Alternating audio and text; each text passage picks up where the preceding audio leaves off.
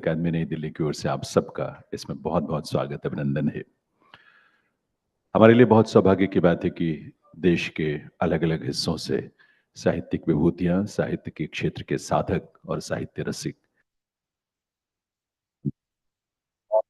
भी इसी एशिया का सबसे बड़ा साहित्यिक, क्योंकि इसमें 700 के लगभग नामचीन साहित्यकार देश के अलग-अलग हिस्सों से इसमें भाग ले रहे हैं और 50 से ज़्यादा बोलियाँ हैं, भाषाएँ हैं, जिनमें जो साहित्य सृजन हुआ है, उसकी सहभागिता और उससे परिचित होने का या उसका रस लेने का अवसर हम सबको इस साहित्यकोत्सव के माध्यम से मिल रहा है। और इसी से आप अंदाज़ा लगा सकते हैं कि साहित्य अकादमी का ये आयोजन कितना भव्य है, कितना विशाल है। आज का जो हमारा पहला सत्र है, उसकी हम शुरुआत को जो कर रहे हैं, वो है उत्तर-पूर्वी और पूर्वी भारत के साहित्य में और दिव्य चरित्र, यानी myths and legends of north eastern and eastern India. और मेरे लिए बहुत सौभाग्य की बात है कि इसमें जो भाग लेने वाले साहित्यकार हैं, डॉक्टर जीवन नामतुंग हैं, नेपाली भाषा के प्रख्यात लेखक, डॉक्टर मिमी केविचु साइजुंग, नागालैंड से अवतारी हैं, प्रोफेसर सत्यकाम ठाकुर, डिब्रूगढ़, असम से, स्वागतिका स्वाइन, ओडिशा से, और विशेष सौभाग्य इस बात का है कि इस सत्र की जो अध्यक्षता है, वो बहुत ही प्रख्यात एक बोडो लेखक और लोक कथाकार के रूप में जिनकी प्रतिष्ठा है और इसी वर्ष जिन्हें पद्मश्री से भारत सरकार ने सम्मानित किया है, ऐसे प्रोफेसर अनिल कुमार बोरो जी। एक बार आप सबकी करताल ध्वनि के साथ आप सबका स्वागत करना चाहेंगे और निवेदन करना चाहेंगे हमारे इस सेशन के जो भी साहित्यकार और प्रतिभागी हैं, उनसे निवेदन है कि वो मंच पर आकर जगह लेंगे। Professor Anil Kumar Boro, sir please come on stage. साथ ही doctor Jeevan Namdung, Mimi Kevichu Saijung ji, please come. Satyakam Thakur ji और स्वागतिका स्वाइन, आप सबसे निवेदन है कि आप स्टेज पर आकर मंच पर अपना स्थान ग्रहण करें, ताकि आज के इस सत्र की शुरुआत, इसका शुभारंभ हम आपके समक्ष कर सकें। और जब ऐसी विभूतियाँ मंच पर हों, तो एक दायित्व श्रोता के रूप में और ऑडियंस के रूप में हमारा बनता है कि आपकी करताल ध्वनि तालियों के साथ इनका एक बार पुनः स्वागत और पुनः अभिनंदन वंदन किया जाए। इस सत्र की रूपरेखा, जैसे कि इस सत्र की अध्यक्षता कर रहे प्रोफेसर अनिल कुमार बोरो जी से चर्चा के बाद उनकी अनुमति के साथ जो इसकी रूपरेखा बनाई गई है, उसमें प्रत्येक वक्ता को लगभग 10 मिनट का समय अ, अपनी बात रखने के लिए, क्योंकि हमारा प्रयास ये है कि बाद में समय रहे तो हम एक इंटरैक्टिव सेशन भी आपके साथ करना चाहेंगे, अध्यक्ष महोदय की अनुमति के साथ।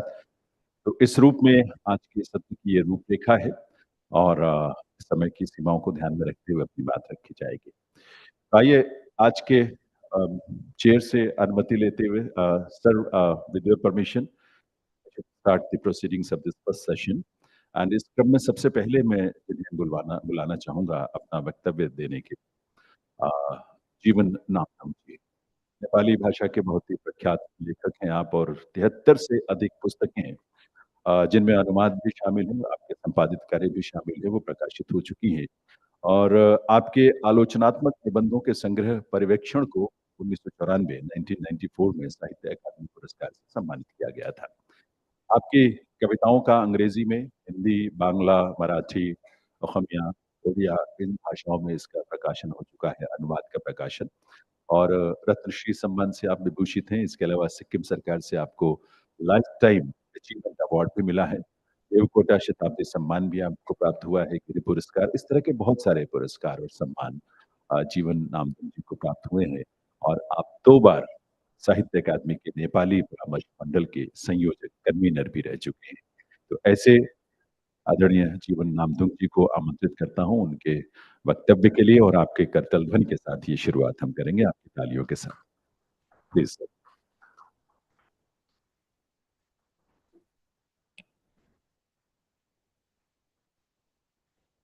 Mr. Chairperson, learned discussants, and enlightened audience, I would like to, at the very outset, I would like to thank you all for your presence, and at the same time, needs and legends of Northeastern and Eastern India. Especially, I myself concentrate Himalayan literature. and myths and legends of Himalaya. Because the place where the place from where I came here, that is Darjeeling, which is only approximately 40 kilometers away straight from Darjeeling to Kanchenjunga. Every day from morning to evening, we enjoy the majesty of Kanchenjunga. And since time immemorial, Kanchenjunga is with us, with Kanchenjunga. So what I have made dreams on Kanchenjunga, I would like to say synopsis, not in detail. So if any questions, any queries is there regarding this, you can ask me after the session is over. So I would like to say, I would like to place my presentation methodology and and designs we saw what we in Kanchenjunga. Mythology is the essence of culture, literature, and life. It not only reflects our past, but also represents us to the context of eternal present. The place where I come from lies on the lap of Himalayan. The world famous view of magnificent Kanchenjunga is nearly 40 kilometers straight away from Darjeeling. So since the time immemorial, Himalayan has become the integral part of our imagination as well as reality. This fact has also been reflected in our Himalayan literature, culture, practices, and languages, mainly, namely, are, are repository of metaphors, simile, tone, music, and everyday life and practices. A lot of these beliefs and practices are unique to this region. They have passed on generation based on the tradition. For instance, sometime when a piece of cloud seen or appears in the peak of Kanchenjunga, what local belief is that it is not the not the it is not merely a cloud. It is the Lord Shiva himself smoking quietly for relaxation. People forecast the weather of the day based on the month the month of Baishakh and the turbulence of the cloud and wind in the peaks. It is believed that the Lord Shiva is performing his Tandav Nritya. You know very well Tandav Nritya. Lord Shiva is also known as Kailaspati, the master of Kailas, who resides in the Himalayas in the indigenous form of Lord Kirateswar. Kirateswar is also known as Shivaji, Lord Shiva. Lord Shiva is also known as Kirateswar. Kirat is an indigenous tribe, Himalayan tribe. So Kirateswar, Lord Shiva is the master of indigenous Kirat. So Lord Kirateswar mentioned in Mahabharata about Lord Kirateswar. A mention has been made in Mahabharata in order to review and propagate his cult Lord Shiva, a popular Nepali magazine Kirateswar Sandesh. The message of Lord Shiva continues to be in circulation. It may be seen effect on our literature. As far as our ritual is concerned, in at the time of death, the head of the disease, the head of the disease has to be in the direction of the Himalayas. It is believed that being once born in lap of Himalayas, the person returns back to the Himalayas, to these ancestors, their ancestors. Across all faith, belief, and communities, this practice is followed, thus making the Himalaya common universalizing and identify and last of the universalizing identity and not only a heap of snow.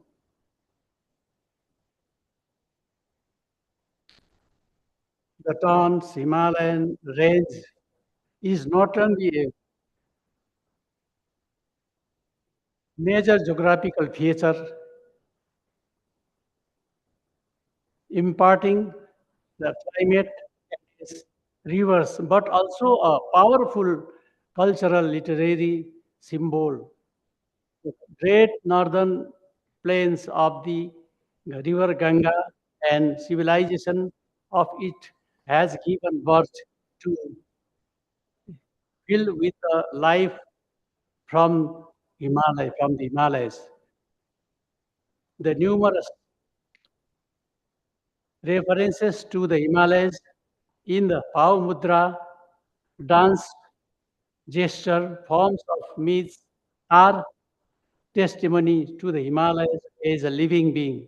The great legendary singer Lata Mangeshkar rightly sings very beautiful song. Composer of the song was poet Pradeep.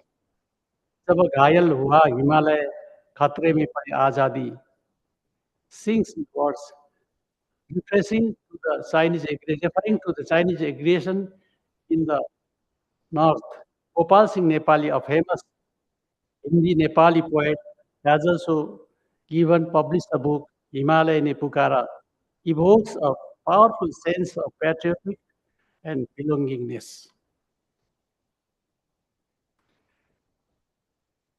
To conclude, this subject to our Himalayan site deserves source, engagement, and discussion beyond the limited space of time given today. The cultural, ethical, moral, historical, and artistic discourse on the Himalayas needs to be recognized and preserved for the future generation. Geographical and political boundaries may be limited, but the mythical boundaries of Himalayas is unlimited, universal, and everlasting. If any queries, if anything is to be asked, I am here as a discussant. I try to put my points like this way. So I belong to Darjeeling, which is already I mentioned here, only 30 kilometers away straight from Darjeeling to Himalaya, Kanchenjunga.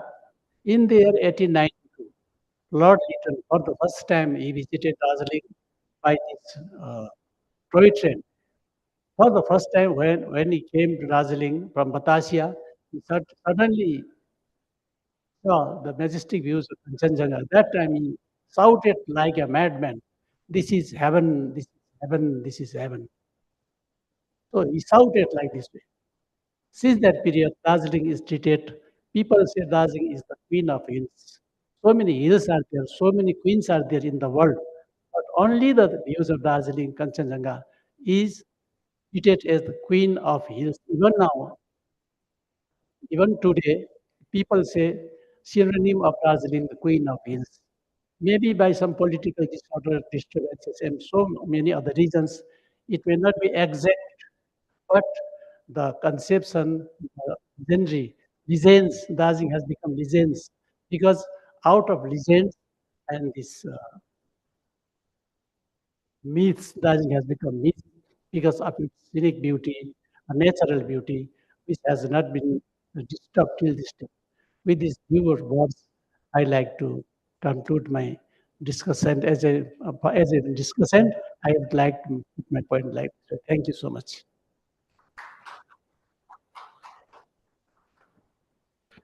Thank you very much, Honorable Jeevan Namdungji, for your presentation and your address.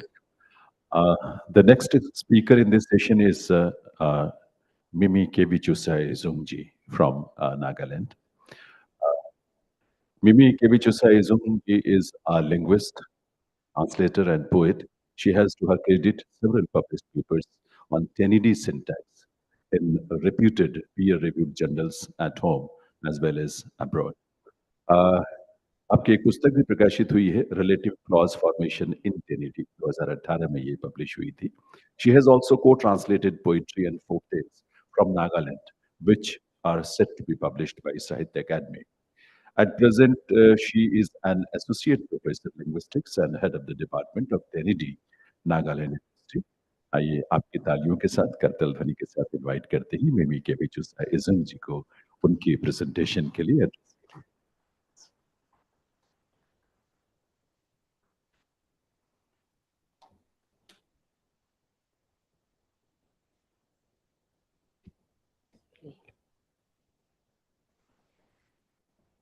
Respected Chairperson, Dr.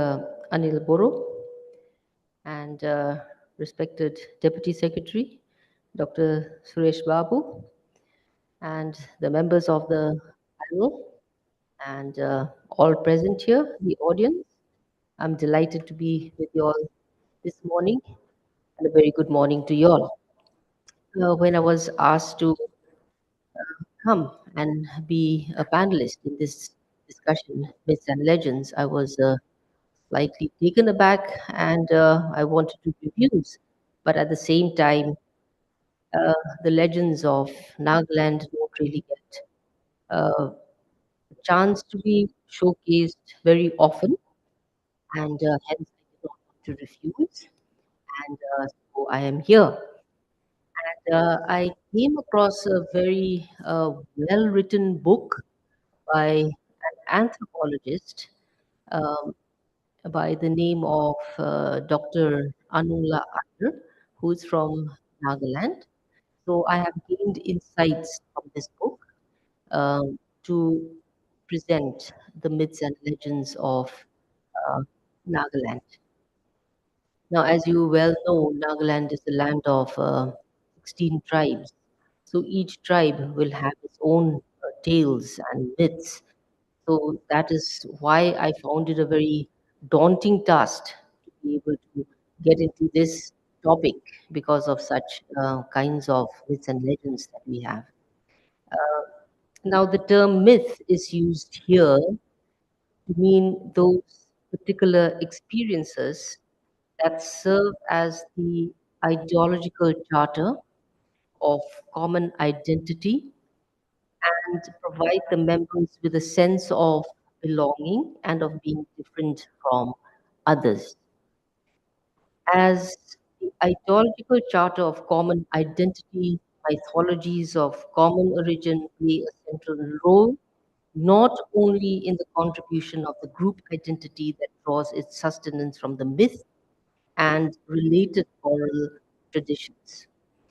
Such an understanding of the term myth add salience to what our very own Temsela Au, who is one of the few distinguished, widely acclaimed poet, folklorist among Naga scholars said, and I quote, the existential identity of the Nagas is immersed in mythical lore of how they originated and where they originated.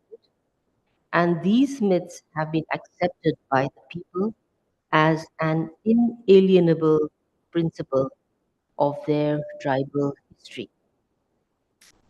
Now, basing on the existing narratives, the myth of origin, documented so far by Dr. Anungla Iyer, are have been categorized into two typologies.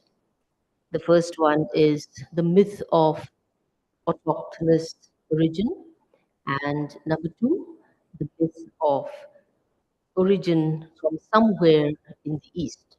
So there are two myths of origin. Now, the myth of autochthonous in situ origin through a hole from under the earth or from stones simultaneously being narrated with legends of migration from a distant land, is not only confusing and mystifying, but it also borders on the fantastically unbelievable tales. And it is for these reasons many authors have equated such narratives with fiction. However, when a people have lived by these traditions for cultures or for centuries, believing it to be historically true, experiences of their ancestors, it cannot be just shaken off as a fiction of imagination.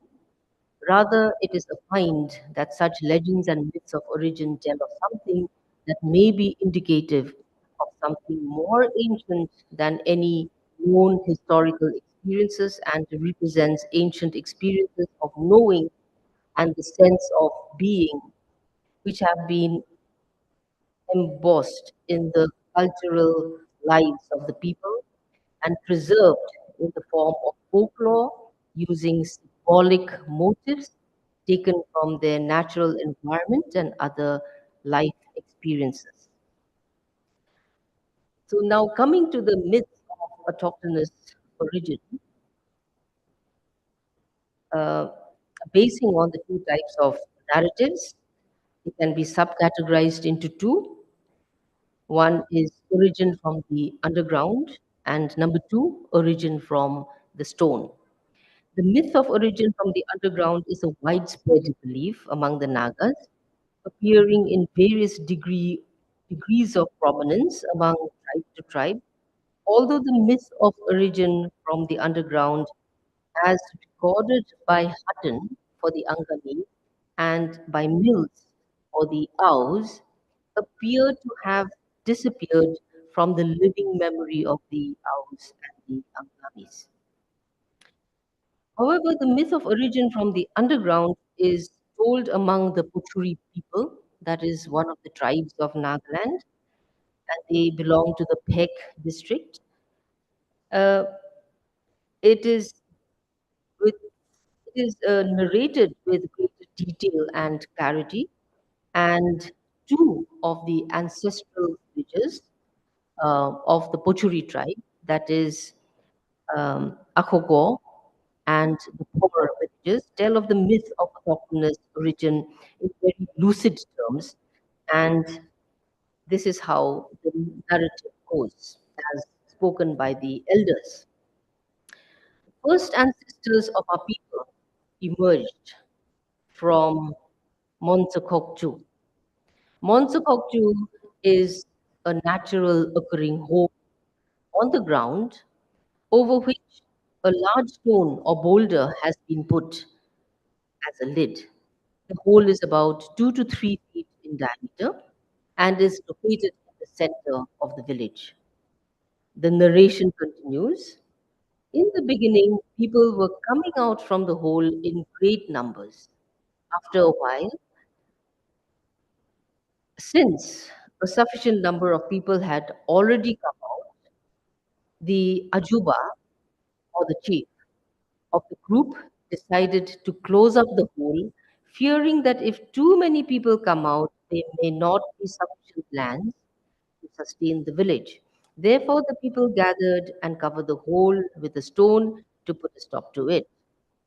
As the villagers were closing the hole, a beautiful damsel dressed in all her fineries was about to climb out, but they prevented her by covering the hole with stone.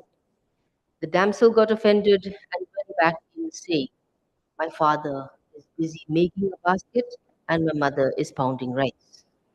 I will tell them what you did to me, and I will tell them to pull your leg." So saying, she went back inside the hole and finally sprang up somewhere in the region probably presently occupied by the Chaksang tribe.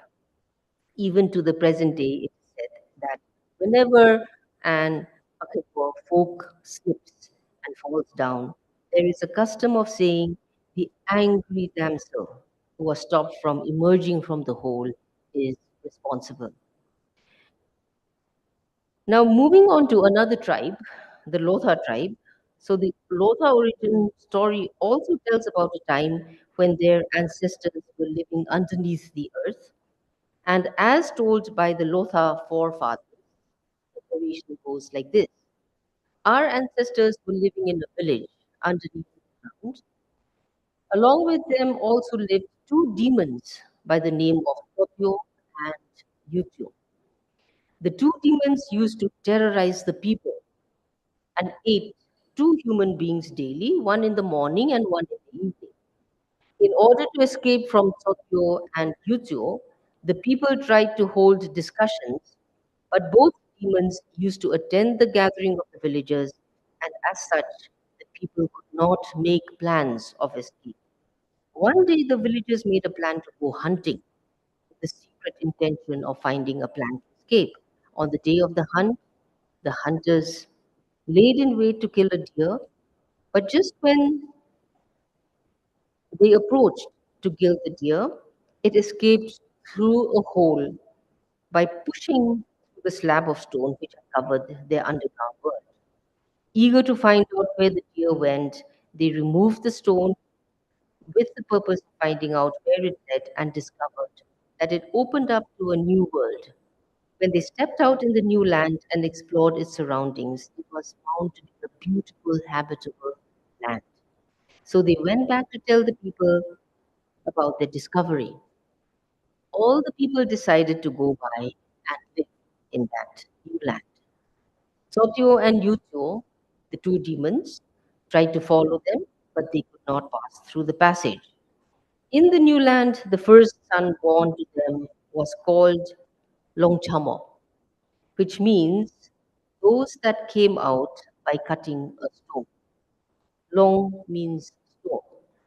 The second son born was called Longpura, meaning those that came out through the stone passage. The third son was called Limachan, meaning those who viewed the new world and it settled there.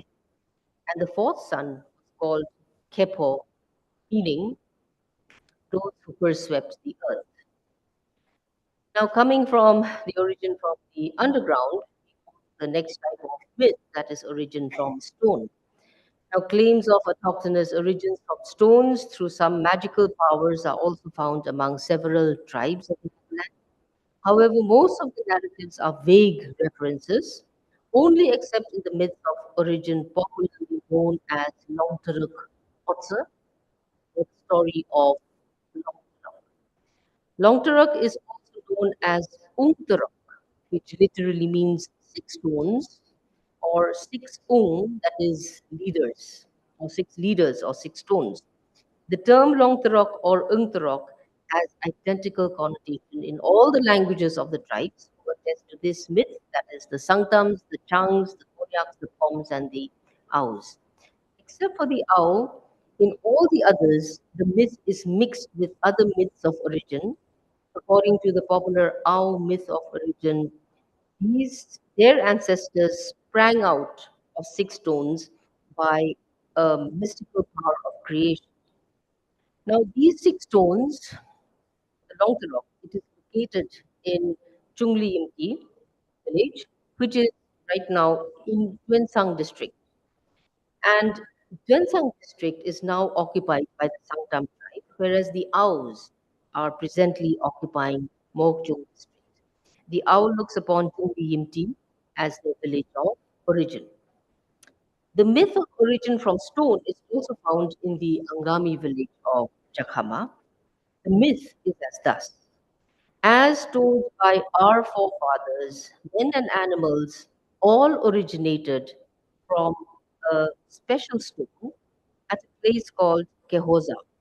According to the legend, this stone bears the footprints of man from the infant stage to adulthood, such as the marks of crawling, kneeling, standing erect, were said to be seen in the stone of origin. The myth further tells that three ancestors, Lokyo, the ancestor of the Denimia, Kotyo, the ancestors of the Meiteis, or the people from Manipur, and Meteor, the ancestor of the plainsmen, most probably the Ahoms, emerged from the stone and migrated to different directions. Now, myths of origin, which essentially are quite fantastical, usually in association with inanimate objects or non-human forms, are quite well spread among the Nagas. Such legends are treated with varying degrees of importance from tribe to tribe and from village to village. Consequently, we are compelled to recognize that when we are dealing with the oral legacy of an oral society like the Naga society, it is critical to look beyond what the myth appears to narrate, because the nature of myth is such that the whole question of the line between factual and fabulous, between true and false, between history and fiction, is very difficult to draw.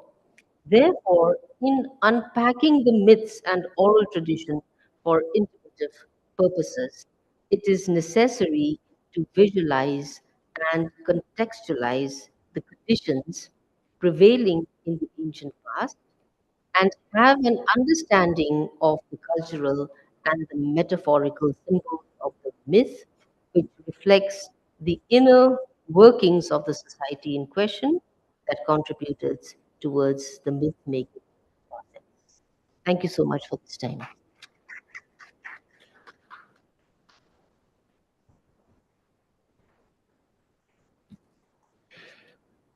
Thank you very much, Dr. Mimi K. Vijay for such an informative presentation. Himalaya से शुरू करके नागालैंड और इससे आप अंदाज़ा लगा सकते हैं कि अलग-अलग स्टेट्स में इतनी सारी कम्युनिटीज़ हैं और सबके अपनी-अपनी फ़ोक टेल्स हैं, ट्रेडिशंस हैं, इस तरह की लिटरेरी ट्रेडिशंस भी हैं। तो कितना समृद्ध और कितना विशाल ये कैनवस है, जो भारत के अलग-अलग हिस्सों में हमें देखने को मिलता है। Let's now invite to Professor Satyakam Bodh Thakur.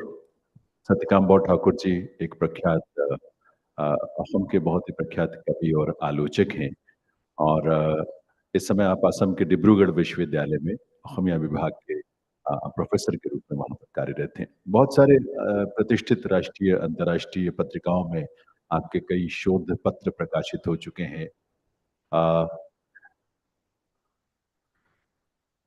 बंद कर लीजिए उसे, साइलेंट मोड पे प्लीज कर लीजिए।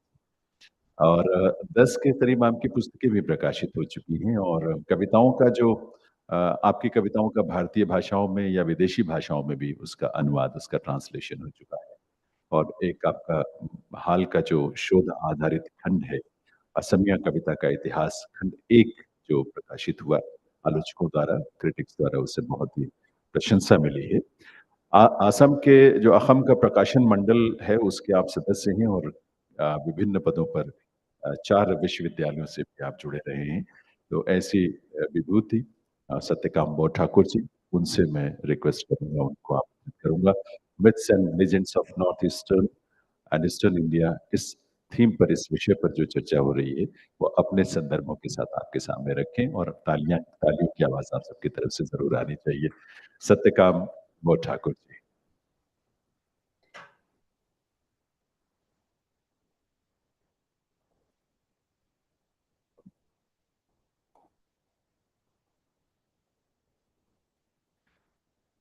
Good morning, everybody.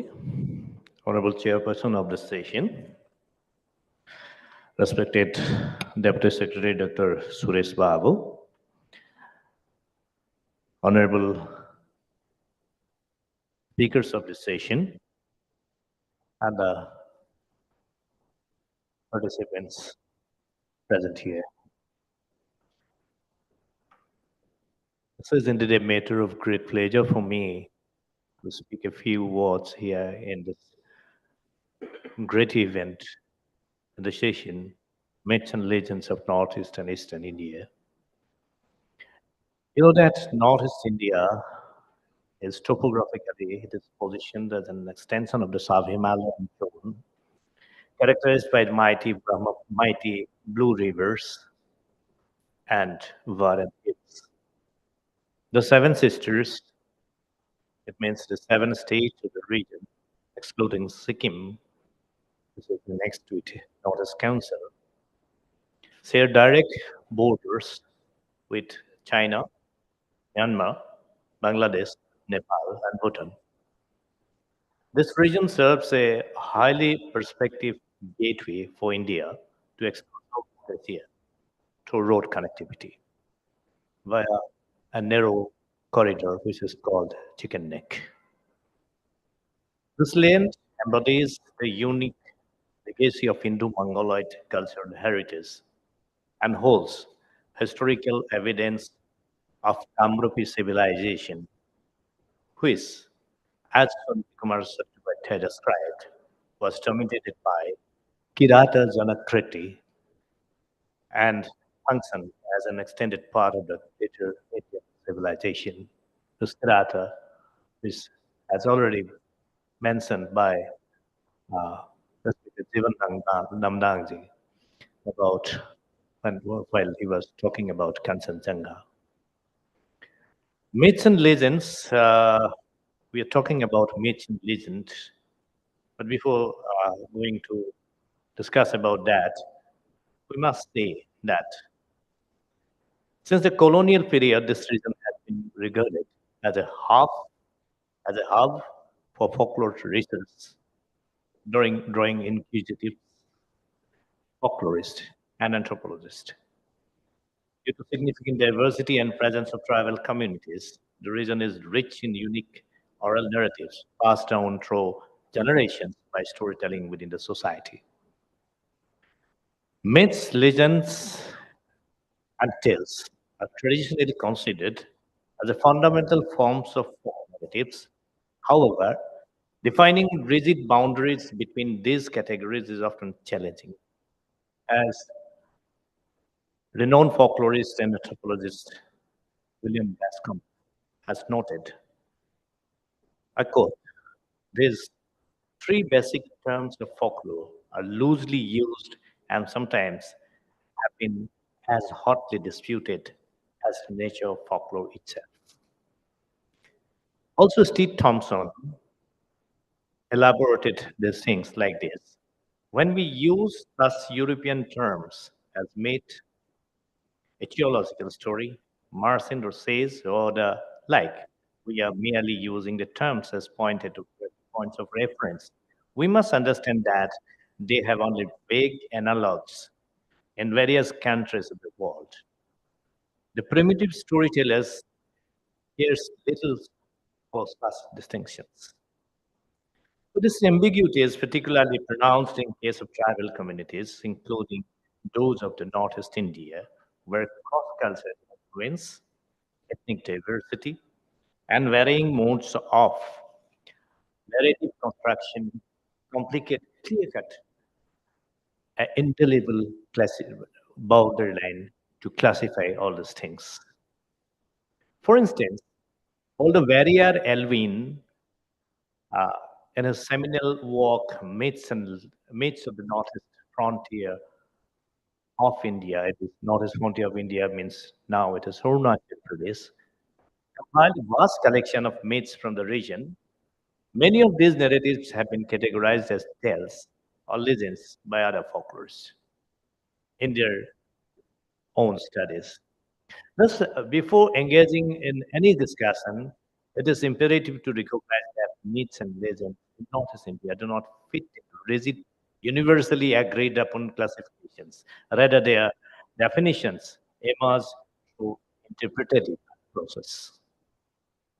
Another notable aspect is that most narratives identified as myths or legends are traditionally found in prose form. However, this notion is also debated, as several narratives that may be interpreted as myths or legends are composed in verse. Most most of the myths and legends are culture specific and continuously evolving through oral transmission, where each act of telling and retelling incorporates elements of historical and socio-political developments. A distinct belief persists that spirituality plays an instructive role. It is an important role in creation of myth. In dominant discourse, the spiritual forces is often linked to Hindu mythology. However, the myths of Northeast India exhibit unique characteristics that visibly distinguish them from the mainstream narrative. Many of these myths are deeply intertwined with the ritualistic beliefs and practices of the indigenous tribes of the region.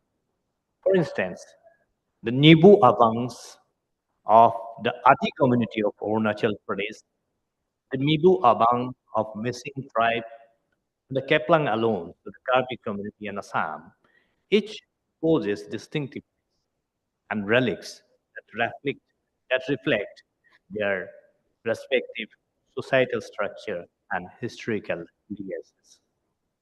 Most narratives of the Northeast exhibit minimal distinction between prose and verse. Many are conveyed in verse or semi-verse form, often presented through semi-dramatic performances. However, societies like Assamese and Manipuri have some distinct prose, verse, semi-dramatic, or balladic narratives in their. There are also causes because of the influence of Hinduism is very much prominent among these two communities. With the adoption of Christianity, many of the tribes began practicing Christian rituals alongside their indigenous ones. However, in states like Meghalaya, Nagaland, Mizoram, Arunachal Pradesh, the storytelling tradition has remained largely unchanged despite religious transformation. Almost all tribes of Northeast historically worshipped nature, venerating natural forces such as water, air, trees, skies, and like others, which can be categorized as animistic beliefs. Consequently, this tribe possesses unique religious heritage, which has left these beliefs uh, as the relics of their ancient tradition. The creation myth along these tribes, two creation myths has already been narrated by Dr. Mime. The creation myths that of these tribes, their connection establishes their connection to nature and daily life. One of these such myths among the Boru Kacharis, respected Onil Boru sir might be very much aware about it. It narrates how the formless Lord Anandusai and Vinandusai created Sibrai and Sipuri. According to the myth, universe was originally submerged in water until divine force lifted it, lifted the earth from its depth. A pair of birds was created, which then laid three eggs. From the first egg, spirits emerged. From the second, the Mani Sinsin, and the third gave birth to Diba Devi. The couple, Mani Sinsin and Diba Devi, considered as the origin of mankind. Interestingly, the Kirby people have similar myths related to eggs. According to Kirby Keplang, a bird called Wu Plakpi laid several eggs, which gave birth to various neighboring communities. The larger egg has the Kirby people. The Dimasa share a comparable belief. Their myths describes a time of infinite stillness before the earth came to existence. A pair of bird was created, and a female, Arikidima, laid seven eggs. The first six eggs produce six gods and deities, which they which they think their own god and deity. And the last one gave birth to the evil forces which create disease. As mentioned earlier, uh, distinguishing myths from legends is often challenging. A prime example is the story of Beula and Lakhinder. This is widely popular among the plain communities of Assam, particularly the western Assam. It is closely tied to the folk goddess Manasa, and the story revolves around Beula's father-in-law, Sandhu Hadagar, a devotee of Shiva. The people of Assam still believe that Sandhu Hadagar believe on Sandharagar's historical existence, with places like Sandarduri named after him. From this perspective, the myth can be considered as a legend. So, interestingly, all folk narratives in Assam are collectively termed as Hadukotha, encompassing myth, legend, and tale. This suggests the absence of rigid categorization and storytelling process, aligning the Thompson's observation. The primitive storyteller care little less about this. It is scholars and theorists who impose these classifications. Additionally, some myths and legends reflect special historical evidences. Case in this point is the story of King Vishwahinga, founder of Kos Kingdom and father of the great Kos King Naranarayana. Though a historical figure, one legend portrayed him as the son of Lord Shiva, an attempt to establish the Hindu lineage for the Aboriginal Coast people. And originally, the Coast people were, I believe, that they were Kasari descent, and following their kingdom's adoption of Hinduism. Similarly, the Ahoms, originally adhering the Taoist religious beliefs, created narratives linking their ancestry with Lord Indra. The Kasaris, on the other hand, have a tradition that traces their lineage to the demon prince Hirimba and Pandava prince Bhima, reflecting their cultural assimilation with Hinduism. Manipur poses a rich repository of folk narratives. Despite its long history of Hindu influence, it continues to preserve its indigenous cultural legacy through myths and legends. This is evident in folk epics like Khamba Thoipi and Mahabharata influenced myths such as marriage of Manipuri princess Chitrangada with Arjuna may be a symbolic reflection with merger of original Manipuri tradition with Hinduism.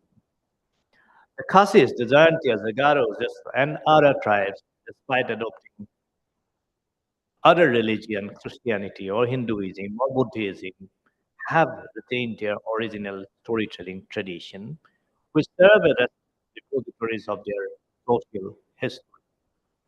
The Mezos have similarly maintaining their folk heritage. Meanwhile, many tribes of Arunachal Pradesh still possess untouched myths and legends that remain undocumented. In this context, myths and legends continue to thrive among the various communities of the Northeast, interwoven with distinct historical elements. These are the true narratives of life, passed down through diverse modes and medium, preserving miscellanies of countless untold stories. With this word, I'm concluding my speech. Thank you.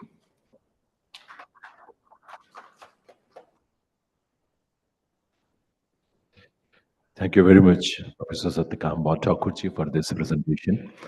It was so informative and motivating for all of us.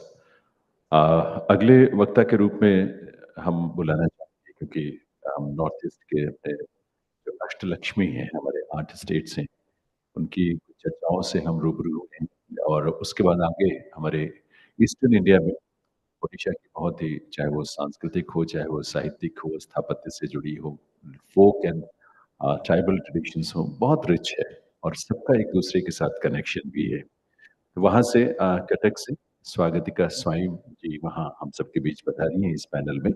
प्रख्यात ओडिया कथाकार के रूप में आपकी प्रतिष्ठा है। कटक आकाशवाणी में आप कार्यक्रम प्रस्तोता के रूप में, प्रोग्राम प्रेजेंटर के रूप में भी अपनी सेवाएं दे रही हैं। अब तक स्वागतिका जी के 8 उपन्यास जो है वो प्रकाशित हो चुके हैं, पब्लिश हो चुके हैं। 3 कहानी संग्रह पब्लिश हुए हैं और 1 कविता संग्रह भी आपका प्रकाशित हुआ है। अगर आपकी जो प्रमुख कृतियां हैं रचनाएँ हैं उनकी चर्चा करें तो उसमें असंपर्क और "एई दुखहरा ना कर नहीं ना नहीं" ये कहानी संग्रह है आपका। इसके अलावा जो उपन्यासों की बात करें तो निकुल, पासवर्ड, माया मंत्र और पर्णमोची ये उपन्यास है आपके और एक कविता संग्रह, जिया पेन कविता, ये सब इसमें शामिल है। कई पुरस्कार और सम्मान भी आपको मिल चुके हैं स्वागतिका जी को, जिसमें प्रतिभा राय फाउंडेशन उपन्यास पुरस्कार, किशोरी चरण पुरस्कार, जगदीश युवा सम्मान, कथा नव प्रतिभा और कलिंग साहित्यिक युवा पुरस्कार आपको प्राप्त हो चुके हैं। ऐसी प्रतिभावान और साहित्य की साधक के रूप में जो काम कर रही है स्वागतिका स्वयं जी, आपकी करतल ध्वनि के साथ उन्हें इनवाइट करते हैं उनके वक्तव्य के लिए। स्वागतिका स्वयं from Cuttack, Odisha.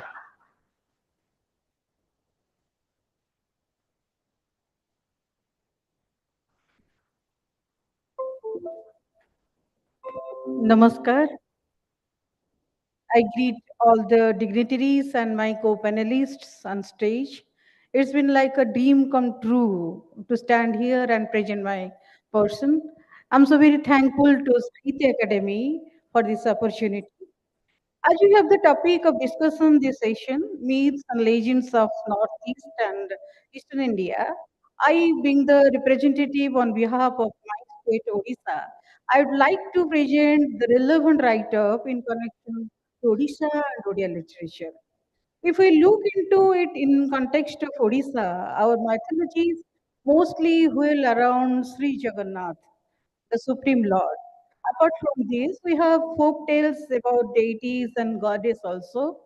We do have stories of many unsung heroes who complement this study too.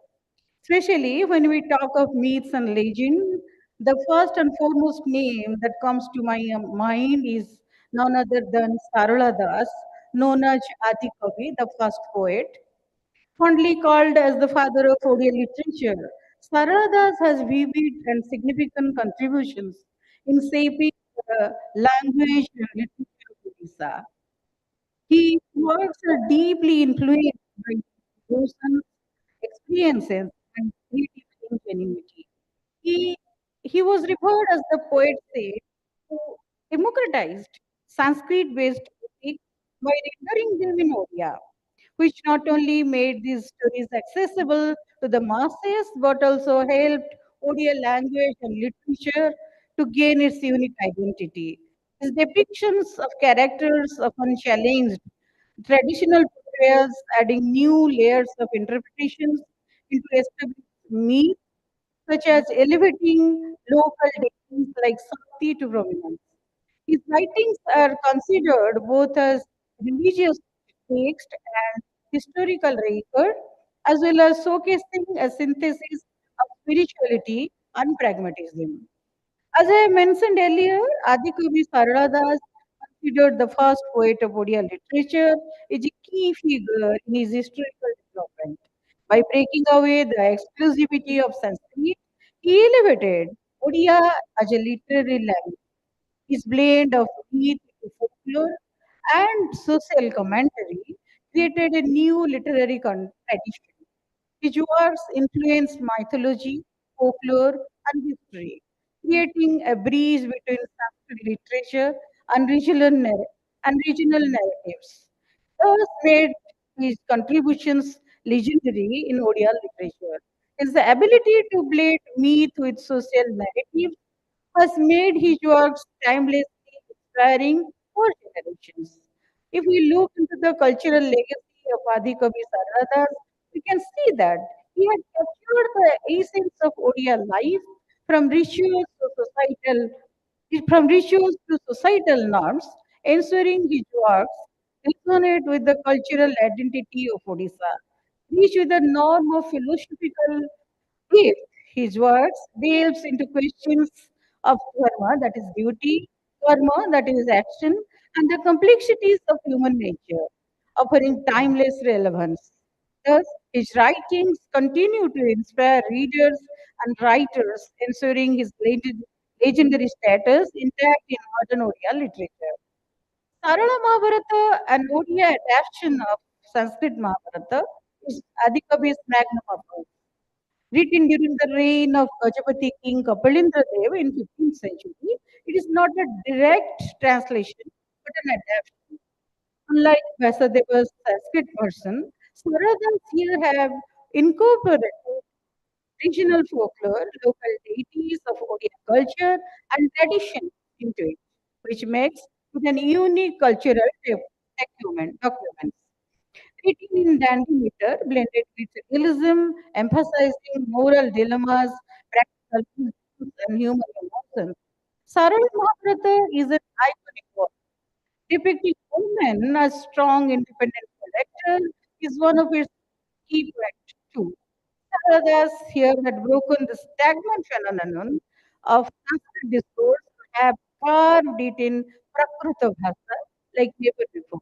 While following the main structure of Mahabharata, he had introduced new stories, characters of local elements which reimagined the original work in a distinct style.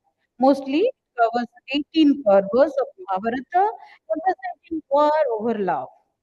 Apart from Mahabharata, Saradas has carved many more likely, such as Sati Purana, a poetic work extraordinary that is Durga, that is Chandi, and he had also portrayed the goddess as a symbol of power and justice, depicting the story of goddess Durga, defeating Mahabharata, defeating Mahisasura.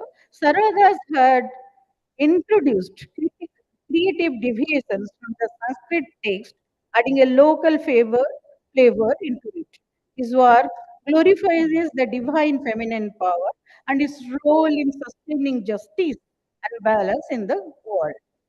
It highlights the concept of Sakti, that is power, and the importance of devotion and moral living. Vilanga Ramayana is another remarkable work of Saraladas, which narrates the battle between Rama and Ravana, that is the thousand-headed Ravana, that is known as Sahasrasura Ravana, deviating from the traditional Ramayana, where we usually see Ramayana having 10 heads. His versions of Ramayana humanizes characters like Rama and Sita, incorporating local interpretations, one in a very rural farming and poor family of Odisha, even without any formal education. Saradadas was a man of exception. Being a soldier in the Gajapati army, he was a courageous individual. He could dare to carve his own way away of the so-called imprinted bullock cart track pathway. With his immense power of natural fair for poetry, he could transform great and mythological stories in a language that would be accessible to the common people. This is one of the finest structural messages of Sarala Das, I guess, where he democratized knowledge, making epics accessible to common people, especially those who could not understand Sanskrit. He promoted the idea of wisdom and spirituality are not confined to the elite but belong to everyone. We're talking about myths and legends of Odisha. We cannot complete the conversation without mentioning Balaram Das, who was a devoted follower of Lord Jagannath and was deeply influenced by the Bhakti movement. His philosophy centered around devotions and equality. He believed in Bhakti Yoga as the exemplary way to attain God and is open to all regardlessly of caste, gender, and status. His works focus on Atmagyana, that is self-knowledge, encouraging individuals to seek truth beyond ritual and external symbols. He promoted the idea that true worship of Lord lies in helping and uplifting others rather than mere temple rituals. Lakshmi Purana, his most famous work, emphasizes on the devotion of goddess Lakshmi and gender equality. It narrates how Lakshmi blesses the poor and challenges social norms. It also challenges patriarchal and caste-based expectations, showing women's devotion could bring divine blessing. If we can look into the social impact of Lakshmi Purana, it portrays Goddess Lakshmi as an independent deity who challenges societal injustice, inspiring women's rights movement in Odisha. Bhagavata Purana is another Odia rendition of Bhagavata, which he had written to make it accessible to common people. Gupta Ganga is the Jagannath spiritual text, which explains the inner meaning of devotion, knowledge, and deep spiritual insights. This 15th century poet was one of the Panchasakhas of Odia literature, along with Jagannath Das, Achyutananda Das, Ananta Das, and Yasavanta Das. His teachings contributed to save the exclusive philosophy of Lord Jagannath's discourse. His stories continues to be performed in folk dramas, Pala, Daskatia in Orissa even today. Balaram Das was not just a poet, but a social reformer and a spiritual guide too. His literature and teachings remain relevant, inspiring people towards devotions, equality, and self-realization. In fact, on Odia culture, society, and literature are profound, making it one of the most respected figures in Odisha's myth and legendary history. To conclude, I would definitely like to say Odisha is a land of legends who have carved many myths and incorporated them into Odia culture. We still follow with so much of devotion and fasting along with worshipping that we call it as Ussa and Brahma are part of our daily life, which comes from those mythical descriptions. However, the list of myths and legends is endless. With the constraints given, I have mentioned and talked about a very few. Odia culture, in fact, have many unnamed legends also who are immortal with their stories and have impressive impact on Odia culture and living. Thank you all for your kind patience and patience for listening to me. Thank you. Namaskar.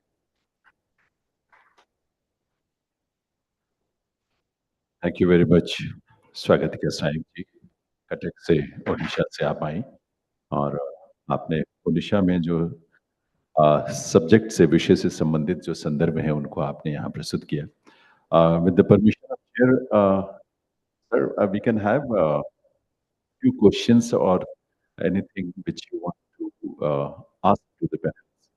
तो 5-6 minute का time है उसके बाद honourable chair address you. So you are invited for that. Anybody who wants to ask anything from any of the panelists? कुछ जानना चाहते हो कुछ पूछना yes please.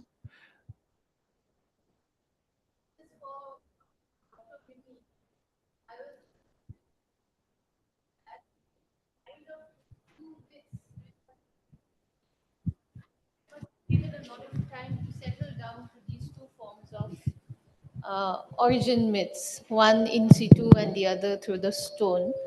Uh, is it something which is also amongst the people, the Naga people themselves, or is it an anthropological, a result of anthropological studies and research that they have come up with these frameworks?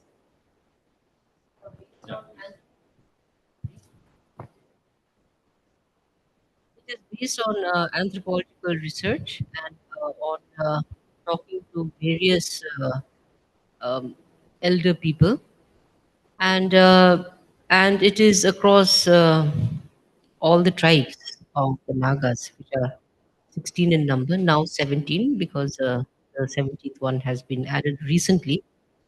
Um Except for the Out and the Angami tribes, which do not have the memory or the living memory of having emerged from the underground. But in the words of Hutton, the anthropologist, and for the Angamis, and J.S. Mills for the Owls, um, it has been recorded there. However, in the living memory of the elders, it is no longer there. The organizing logic is coming from anthropological studies and also from the interviews, based on interviews. And, Exactly, exactly. And these stories are passed on from generation to generation, you know. So the younger people get to learn it from the elders. So, Otherwise, amongst the members of the community themselves, it could be a diffused body of work with, but to organize it into the two forms acceptable to yeah, the frameworks. two forms, it is based on a study, narratives collected from various tribes and various elders. Yes. Thank you. Anybody else? और कोई कुछ पूछना चाहते हैं? So I think now let's invite and request Professor Kumar Boro, who is chairing this session, Myths and Legends of Northeastern and Eastern India. इस विषय पर जो ये सत्र है, इसकी अध्यक्षता प्रोफेसर अनिल कुमार बोरो कर रहे हैं। वो is distinguished Bodo writer and folklorist, and currently he is serving as a professor at the folklore research department at Guwahati University. His literary works include 6 poetry collections, notably Pini on Thai Amadai Gobun Gobun Khantai, which earned him the Sahitya Academy Award. आपकी एक और प्रसिद्ध रचना अंगनी गामिया और द्विजालंग, उसको रंगसर साहित्य पुरस्कार प्राप्त हुआ है. He has also authored essay collection in Bodo and Assamese such as Seja Sifang, Adhunik Bodo Sahitya, and books on English including folk literature of the Bodos, uh, and introduction.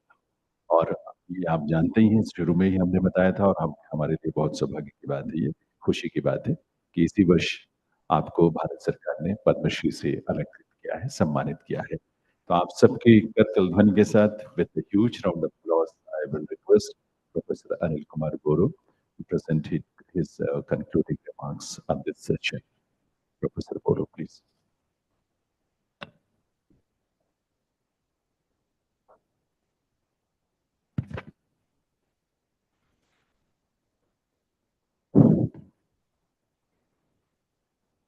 Namaskar.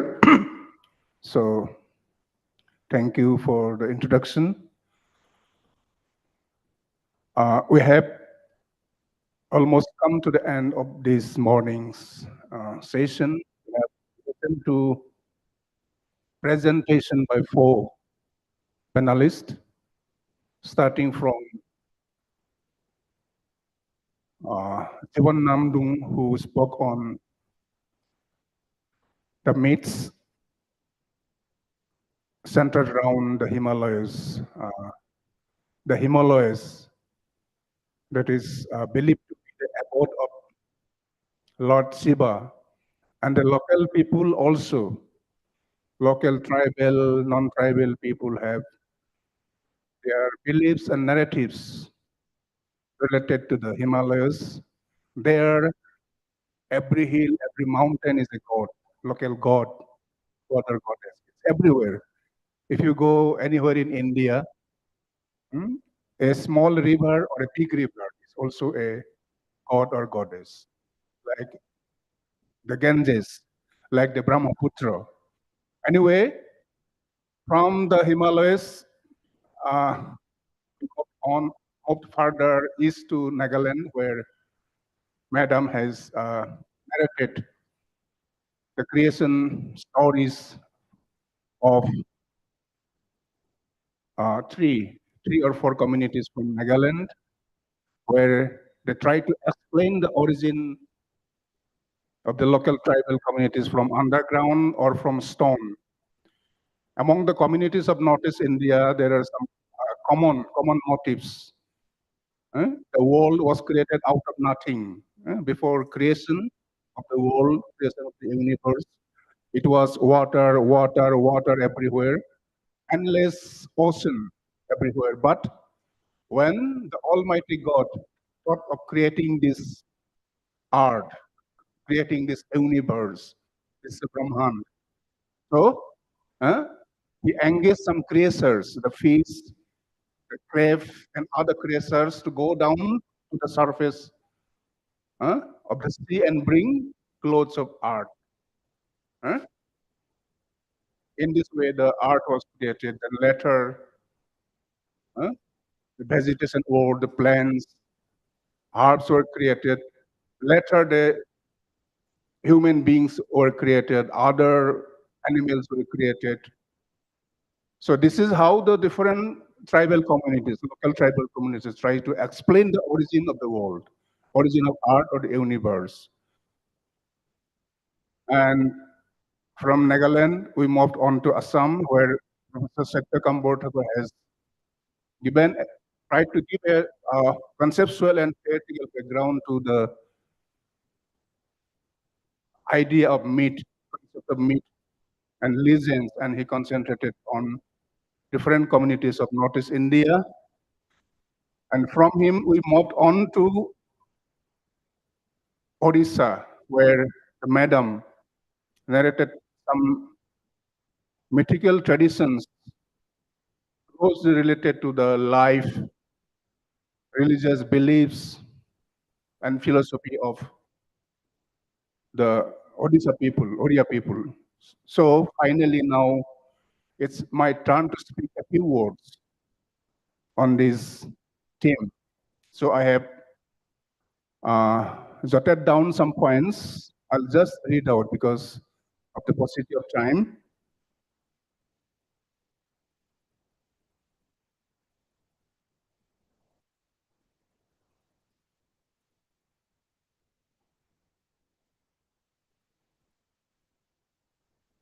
Myths and legends of Northeast India.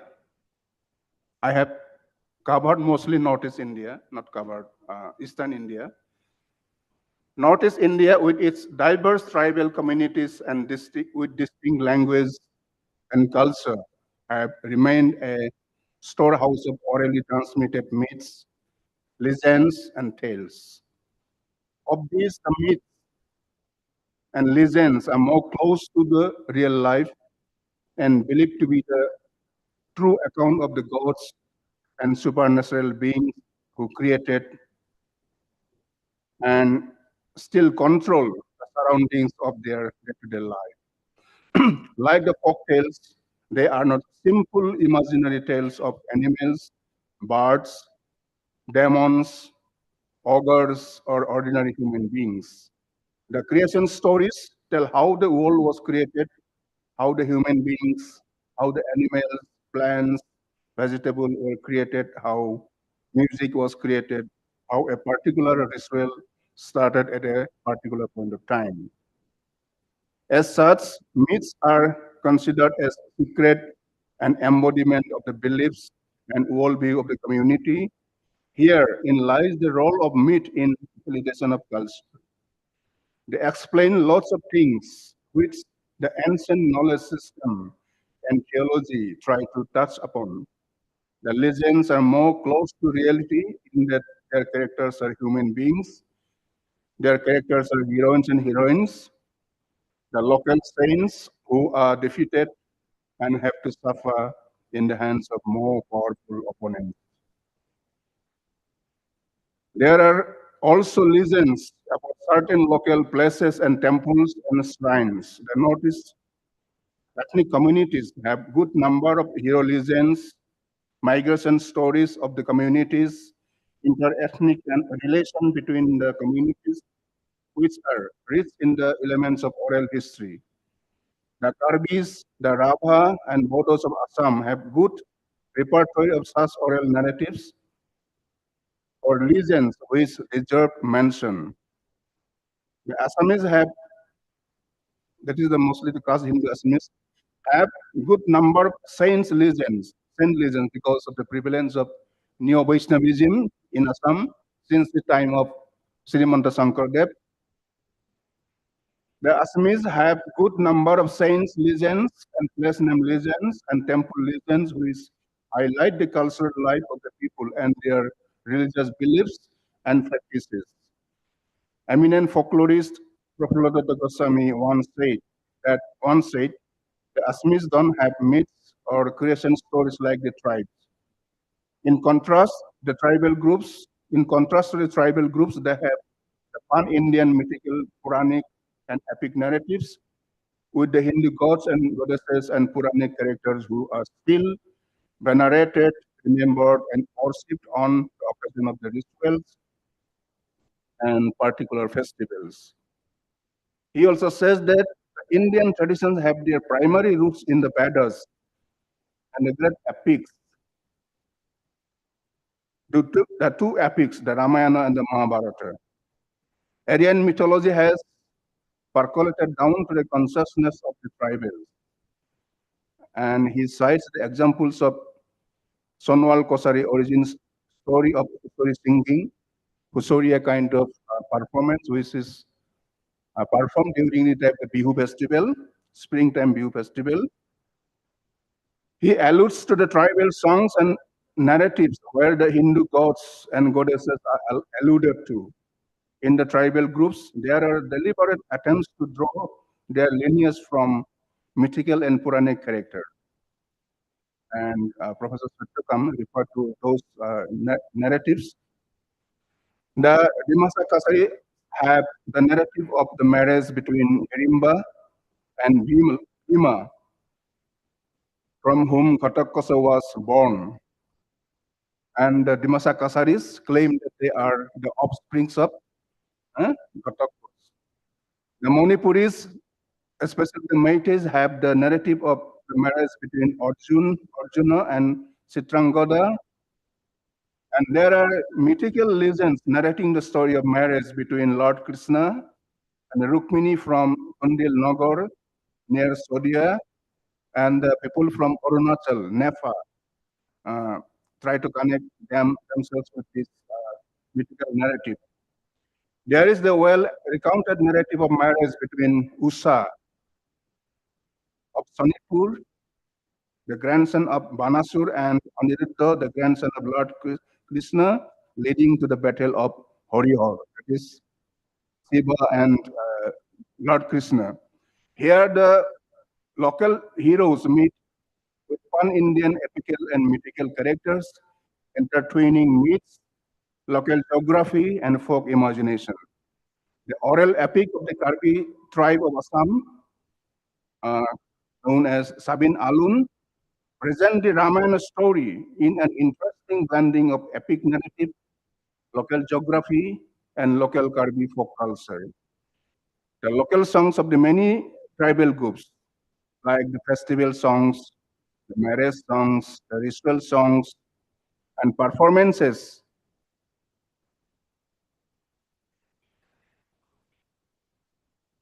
alludes to many of the Indian epic and mythical characters.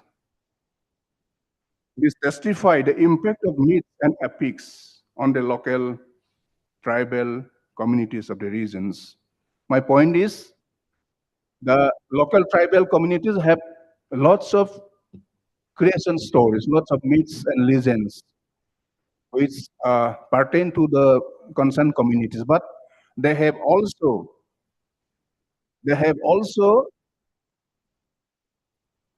access to so many of the Indian narratives, mythical and epical narratives with the Hindu gods and god characters, mythical characters. These narratives have also percolated down to the life and folk society of the local tribal communities. So their creation stories and myths are not confined to their own communities, amic kind of narratives, but they also draw lots of inspiration.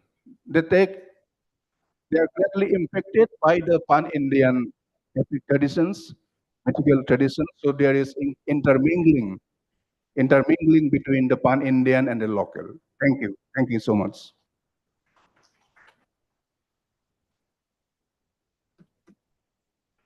Thank you so much, Professor Anil Kumar Boru, for sharing the session, for your presentation and concluding remarks.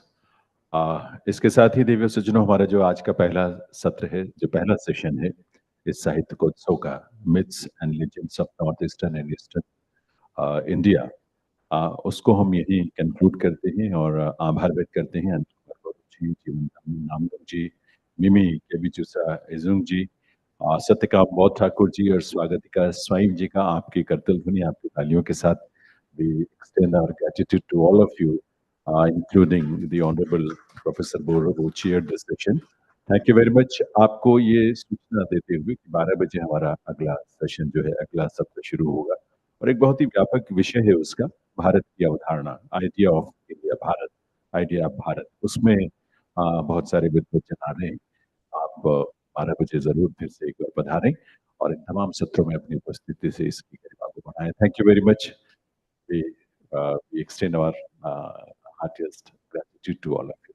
Thank you, sir.